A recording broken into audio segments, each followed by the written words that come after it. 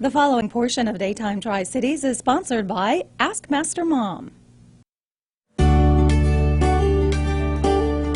Well, getting down to the very end of summer vacation, no doubt during these last few days and weeks, parents have heard these dreaded words, "I'm bored." I know it happens a lot in my household. Master Mom Amanda Olson joins us this morning to help us respond to these words, these very common words in a lot of households. Yeah, I'd say you haven't really experienced parenting if you haven't heard those words at least once. I agree, yes, at least once during the day. Yeah, really. exactly, yeah.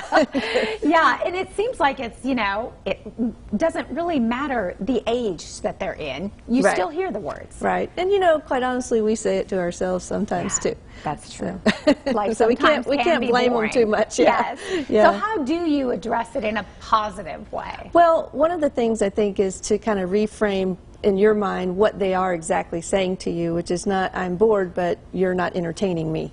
So I think if you put it in that context, Yes. it becomes very clear what you should do at that point, which is not be in charge of their entertainment.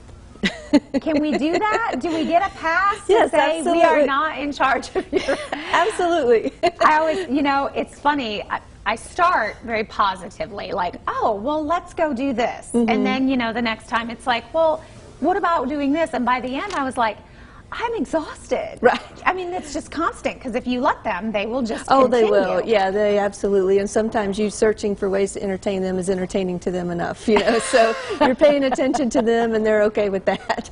Nice, nice. But I do have some tips on what to do. So you can kind of get things prepared ahead of time. You know, so if you're hearing that phrase, say, you know, take some time to sit down and write down a list of, okay, well, what are all the things that you could do, you know, that you enjoy? And there's reading, some ages, cooking, you know, playing outside, watching a show, building something, arts and crafts. I mean, there's so many things that they can do. And if they have that list, you can say, you're bored? Okay, go pick from the list. What do you want to do? And then they become in charge of entertaining themselves. And that is important for them to have creative thinking and, you know, not to just sit and expect the world to come to them, but how can they go out and create good things for themselves. So you actually are preparing them to think on their own when you're having them come up with their own entertainment. That is important, because yeah, otherwise, if they are always relying on you to provide, we don't ever teach them how to fish. Right. That saying Exactly, yes. And then, you know, when they become older and teenagers, you know, if they don't know how to deal with that, sometimes boredom in the classroom, or, you know, waiting in line, or afternoons where they don't have something going on all the time, you know, they can get into pretty bad habits of, you know, maybe doing things that aren't productive, you know. But if they're used to, as little kids, of, okay, when I have downtime, here's some things I can do, or this is always fun, or I can call a friend, or, you know, that sort of thing, then they just kind of start taking care of their own entertainment, if you will. Which is just a beautiful thing for a parent. Yeah, I mean, we want to spend quality time with them, and I think that we do.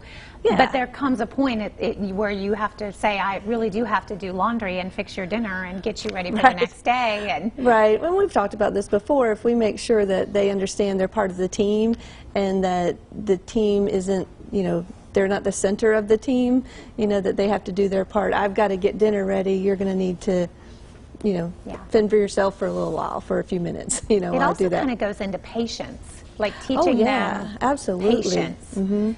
I Boy, know that's when a I have hard to one. go somewhere where I know I'm going to have to sit and wait a while, I know to bring something to read, or, you know, you kind of learn that you're not just supposed to be sitting there twiddling your thumbs. You can do a lot actually in those downtimes, and we can teach our kids to do that too. Multitask. Yeah, absolutely.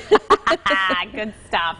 All right, well, certainly some good things that I can take to the conversation next time we hear those words. The board. Which will be in a few hours, right? Right after school. If you have questions, do check out her website. She's got lots of great information, and you can send her your questions as well there. It is askmastermom.com, and you can find her at Olson's Martial Arts Academy in Johnson City. The preceding portion of Daytime Tri-Cities was sponsored by Ask Master Mom.